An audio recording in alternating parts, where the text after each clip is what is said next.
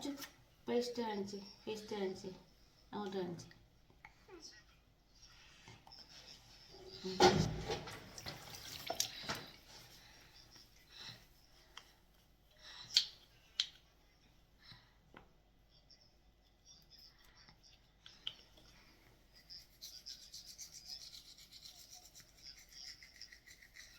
അപ്പോൾ കഴിഞ്ഞൊരു വീഡിയോയാണ് ഞങ്ങൾ പുറത്ത് പോയപ്പോൾ മാത്തൂന് പേസ്റ്റ് വാങ്ങിച്ചതിനെ പറ്റി ഞാൻ പറഞ്ഞായിരുന്നു.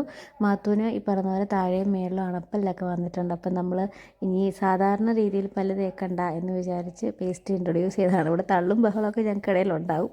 എന്നാലും എനിക്ക് പറ്റുന്ന പോലെയൊക്കെ ഞാൻ ആൾക്ക് പല്ലൊക്കെ തേച്ച് കൊടുക്കും, നാക്കൊക്കെ വടിച്ചു കൊടുക്കും. ഞാൻ നേരത്തെ ഫിംഗർ ബ്രഷായിരുന്നു ഉപയോഗിച്ചത്, ഇപ്പം ഈ ബ്രഷിലേക്ക് മാറിയതാണ്. ആദ്യം ഞാൻ ഈ ബ്രഷ് കൊടുത്തപ്പോൾ പുള്ളിക്ക് അത്ര താല്പര്യമില്ലായിരുന്നു, ഇതിൻ്റെ ബ്രിസിൽസ് അത്ര സെറ്റാവുന്നില്ല പുള്ളിക്ക്. പിന്നെ ഞാൻ ഫിംഗർ ബ്രഷ് യൂസ് ചെയ്തത്. അപ്പോൾ ബ്രഷിങ് എല്ലാം കഴിഞ്ഞ് വായ കഴിയുമ്പോൾ പിന്നെ കുറച്ച് നേരം പുള്ളിയുടെ കയ്യിലും കൊടുക്കാനായിട്ട് പുള്ളി നിർബന്ധം പിടിക്കും. അപ്പോൾ ഞാൻ കുറച്ച് നേരം കൊടുക്കും കേട്ടോ.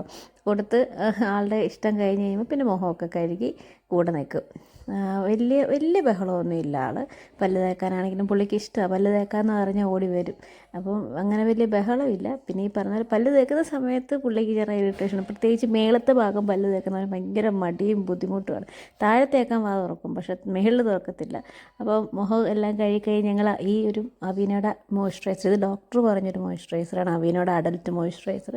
അപ്പോൾ അതൊക്കെ തേച്ച് അപ്പോൾ ഒരു ഡോട്ട് അവൻ്റെ കയ്യിൽ ഇട്ട് കൊടുക്കും നമ്മൾ. അത് അവസാനം ഒന്നെങ്കിൽ അവൻ്റെ മുഖത്ത് നോക്കും, അല്ലെങ്കിൽ ഇതുപോലെ എൻ്റെ മുഖത്തായിരിക്കും പുള്ളി തേക്കുന്നത്.